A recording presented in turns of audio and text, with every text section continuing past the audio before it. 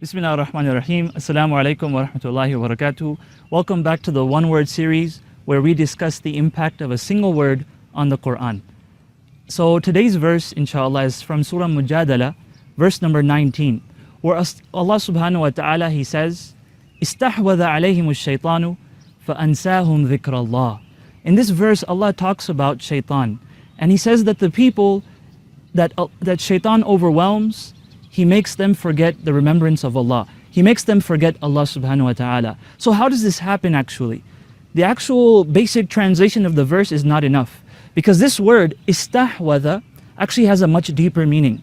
Istahwada tells us that Shaitan doesn't overwhelm someone overnight. It's not like someone is a believer at night and then the next morning he's a disbeliever.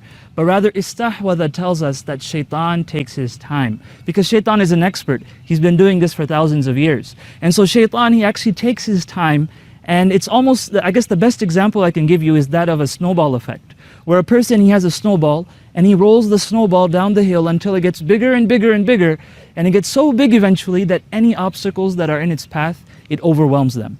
And so Shaitan, that's how he works. He says, okay, this is a little bit easier, this is a little bit better, why don't you try this, why don't you try this? And eventually we start to lose our way, and eventually he overwhelms us.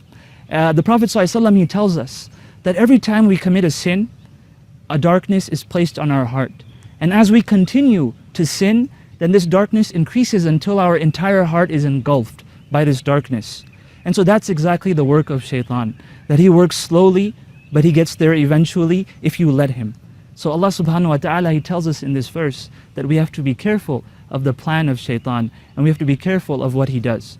If we can understand what he does, then we can understand what we need to do better. And so I ask Allah subhanahu wa ta'ala that He helps us and He protects us from Shaitan. And I ask Allah subhanahu wa ta'ala that He gives us a deeper understanding and appreciation for every single word in the Quran. Jazakumullahu khair. Wassalamu alaikum wa rahmatullahi wa barakatuh.